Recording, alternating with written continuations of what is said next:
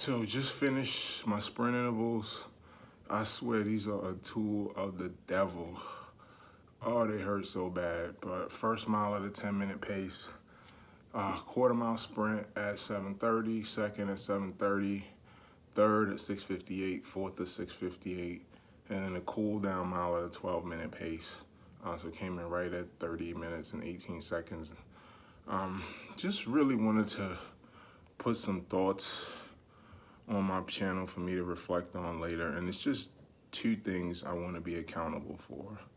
The first of which is my diet. So my diet was in a great place until this whole pandemic started, and I've had to eat whatever I could eat, but I have to admit that in the last 2 weeks, I've had what I needed to go for the most part on my diet. I still can't seem to get oatmeal for some reason, but I was able to get chicken, I was able to get fish, I got a little steak. But in those 3 or 4 weeks where I couldn't get anything, I got used to eating turkey and cheese sandwiches and I buy these chips called Bean Fields or these Quaker Rice Crisps and cheddar. And I love the taste. And I don't want to say I've developed an addiction because it's only been a couple weeks, but in the last week and a half, I've still been eating that for lunch. And at first I wasn't measuring the calories, but in the last week and a half I have. So I eat 2,900 calories a day. Having 2 sandwiches and those cheddar crisps is 1,300 calories. It's half my day's calories. It's somewhat easy to stay on my 2,900 because in the last, I think this is week 5, I've been intermittent fasting. So I've been adjusting. I usually have a snack every hour and a half when my typical lunch is like 600 calories. Like I'll have some chicken breasts and some vegetables. Usually 10 to 12 ounces of chicken breast. It's about 500 calories. And then, I mean, if I have something like some broccoli or some asparagus, it doesn't even add another 100. So my lunch is typically very lean, and I'll usually have a snack every hour and a half. So I eat at 12, then I have a snack at 1:30, 3 o'clock, 4:30, 6 o'clock, and then I'll eat dinner at 7:30, and I stay within my 8-hour window. But I've been adjusting by only having 2 snacks, so I'll have one at 3 and one at 6. But I just feel like this isn't just about counting calories. Like what I'm putting into my body matters. The fat content, the sodium content, these things matter. And I'm just calling myself out to be accountable before this becomes a trend that I can't come back from. I'm not trashing myself, I'm not beating myself up, but I'm putting this down so when lunchtime comes today and those cravings hit to have those sandwiches, I just gotta be cognizant of this wasn't just about aesthetics, this wasn't just about dropping weight. This really is about total health. I had some major concerns with my heart, and I went to see a cardiologist last year, and thankfully he gave me a calcium score for my the passages in and out of my heart, and he said you literally have 0% blockage.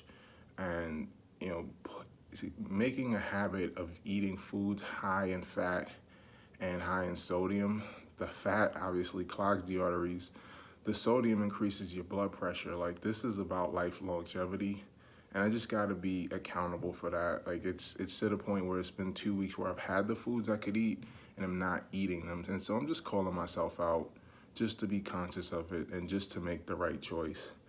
And then the other one is on the sprint intervals. This is the second week I've done it, but I have to admit there was like a 3 or 4 week period where I did not, because it's very painful, it's very tiring, it's very stressing on the body. Like it is the hardest workout I do.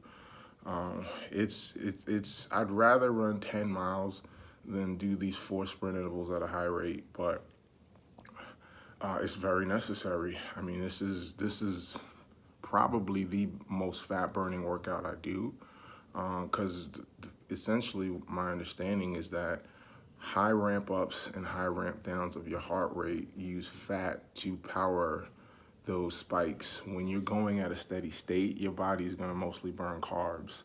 So that's for one. For two, I've set the goal of running these 2 marathons at a sub 5 hour pace, and I've got to work to get faster. So it's painful.